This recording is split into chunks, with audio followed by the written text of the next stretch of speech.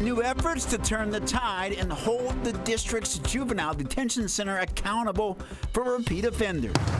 Temperatures and humidity are continuing to rise. We'll let you know how high they could get on Wednesday. Plus, Amazon already offering big savings ahead of Memorial Day. We're helping you stretch your dollar before you spend. Then a new tech venture bringing students and teachers together at the University of Then a new tech venture bringing students and teachers together at the University of Maryland. Details on the project in today's Tech Talk.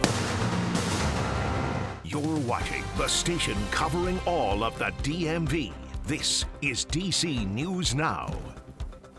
And thanks for joining us on this Tuesday. For DC News Now at 4, I'm Mark Hall. And I'm Tosin Fakile. We begin in the district where DC Attorney General Brian Schwab introduced legislation to council to hold the city's Department of Youth Rehabilitative Services more accountable and make them more transparent. And Schwab says the troubled agency has failed at its core mission, which leads to high recidivism rates, among other issues. Our political and government reporter Leonard N. Fleming spoke with the Attorney General. Leonard, DC's AG says this is a key element to public safety in the district. Indeed he does, and this is the 15-page bill introduced by the Attorney General to City Council today. And AG Schwab says the recidivism rates are way too high at DYRS, and that this legislation will bring needed accountability and transparency to this troubled agency. Now we're going to go to video right now of AG Schwab today, who cited numerous problems at the agency. According to the mayor's 2022 Criminal Justice Coordinating Council study, 92.7% of young people in the DYRS system get rearrested. The bill requires the agency to reform its supervision and intervention practices, mandates independent oversight to increase transparency, and empowers DC Superior Court to have the authority to intervene if DYRS fails in its duty. Schwab says that the accountability is needed to keep the public safe. The data and outcomes that we do have, however, demonstrate that DYRS is not delivering the results that district residents deserve. I have become increasingly concerned about whether DYRS is providing sufficient supervision and intervention to ensure that committed young people do not reoffend. No comment yet from the mayor's office, which oversees DYRS. And the current director, Sam Abed, is testifying right now before a city council hearing. So we'll have more for you coming up on the 5 p.m. newscast. Reporting from the Wilson Building, Leonard N. Fleming, DC News Now. Back to you.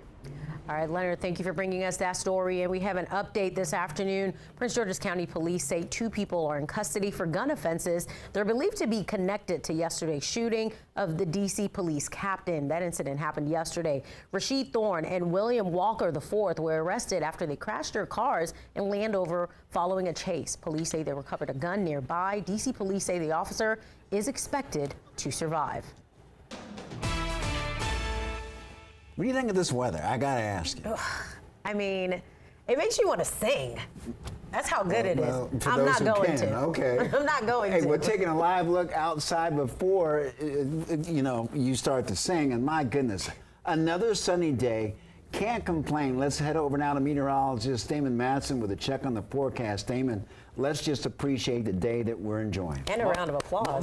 Mark, even if you can't sing, it's worth trying at this point if you want to celebrate this beautiful weather. My goodness, folks, the sunshine has been plentiful today since the start of the morning. And that being the case, we have really warmed things up out there. It's feeling a lot more like summer is just about here. Check out these temperatures. 82 in DC. That's slightly on the cooler side compared to a few other locations like Frederick at 86, Culpeper at 85. So we've reached up at least into those lower and middle 80s this afternoon. And on top of that, we've also built up a little bit of humidity. Now, all in all, it's not much warmer out there than yesterday, but still we are about 5 degrees ahead of where we were this time on Monday. And this is those small steps that we were expecting in terms of our temperatures rising as we head through the middle of the week here. And we will enjoy a beautiful rest forecast of this Tuesday going on through the evening. We'll continue to see a few clouds. Warm temperatures will hang on at least until sunset,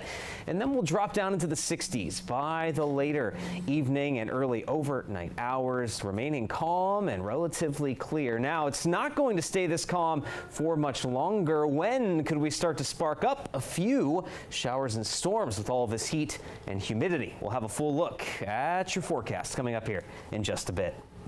Looking forward to it. Damon, thank you. Your time is 4:04. New this afternoon, hundreds of family and friends gathered for a memorial service for that 3-year-old girl shot and killed in D.C. earlier this month. Tyesha Settles was caught in the crossfire while riding on a car back on the evening of May 3rd. DC News Now's Randy Bass has been on the case since the beginning. Randy, how are people remembering this precious little girl? Nearly 3 weeks after Tyesha Settles was shot, the search is still on to find her killer.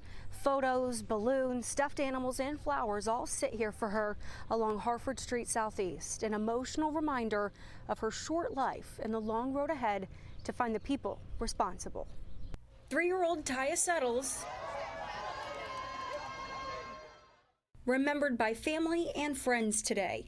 Many wearing t-shirts with her face and her favorite character, Minnie Mouse, printed across the front. All surrounding her tiny casket, tugged by a horse and carriage along Hartford Street Southeast, the very same stretch of road she was taken away from them back on May 3rd. Earlier this morning, services were held at the Temple of Praise in Southeast. It was an emotional send-off for Settles' closest loved ones, her godfather describing her as a sweet young child, a 3-year-old with the smarts of a 7-year-old, an innocent child who never saw it coming. Right now, D.C. police, the ATF, and the FBI are all working hard to solve Tyesha's case. There's a $50,000 reward for information that leads to an arrest and conviction. In Southeast, I'm Randy Bass, D.C. News Now.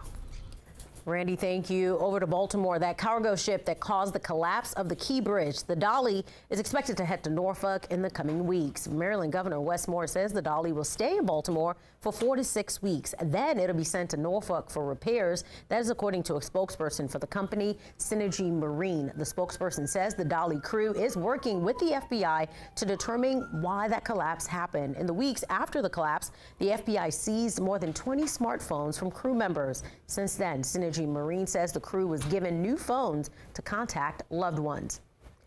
And meantime, the city of Baltimore is inviting the public to join Mayor Brandon Scott and jump into their 2024 Harbor Splash. The city is assuring people the harbor is safe to swim in, highlighting the city's effort over the last decade to make the harbor safe for swimming and fishing. That event starts at 9 a.m. on June 23rd at the Bond Street Wharf in Fells Point. Registration is now open.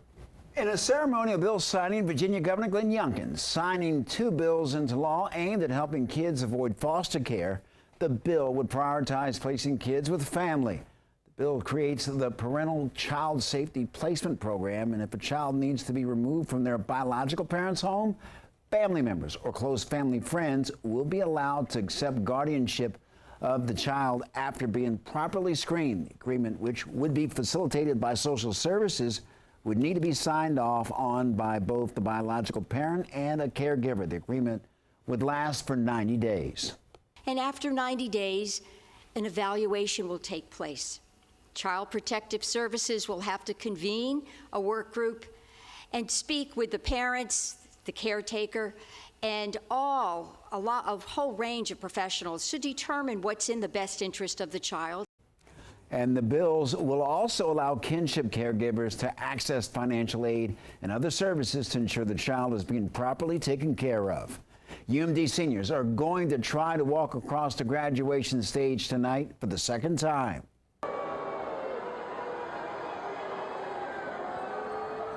That's what it sounded like after the ceremony was called off. The commencement event, which is for students of the School of Public Health, originally set for last night, but will happen in just a few hours starting at 7. University told DC News Now that a power issue caused the ceremony to be postponed. Montgomery County Public Schools is holding a parent academy session on opioids. That starts at 6 o'clock. Students and parents will learn about the dangers of opioids and how to use Narcan. Each person at that event will get a free Narcan kit. You can sign up on the school district's website. Meanwhile, new data from the CDC shows changes in overdose rates in the DMV. In Maryland, overdoses went down nearly 2%. Virginia overdoses went down by 6%. West Virginia saw a 5% increase, and overdoses in D.C. jumped nearly 10%. The CDC also reporting the national average of overdoses went down by 5%. And agency officials say the last time they saw a decline in overdoses was in 2018. They say after 2018, overdose rates went up. Well, we're approaching Memorial Day weekend, and with warm weather comes one of the busiest travel weekends of the year. Morning anchor Shanika Grimshaw has what you need to know to get where you're going on time. The Memorial Day travel season is right around the corner. Over 43 million people are expected to travel this week. According to AAA, most people plan to travel on the roads, and they project over 38 million people will hit the road for the weekend, which would be a record high. AAA suggests anyone leaving Thursday or Friday hit the road as early as possible. They say travel times could nearly double with local commuters and holiday travelers on the road, and drivers can expect similar gas prices to last year. And Maryland's Department of Transportation helping you plan your commute. Drivers should plan extra carefully due to delays caused by the Key Bridge collapse. Eastbound drivers should leave before 10 in the morning on Thursday, and that time then slides up to 8 in the morning on Friday. And you can also avoid the rush by leaving after 10 at night. Westbound drivers should leave by 11 in the morning Thursday or wait until after 10 at night. And on Friday, they should leave by 8 in the morning. And in Montgomery County, commuters will see some changes on Memorial Day. Ride-on and Metro buses will run on a Sunday schedule. Flex buses will not be in service, and Metro Rail will run on a Sunday schedule from 7 in the morning until midnight. Back to you.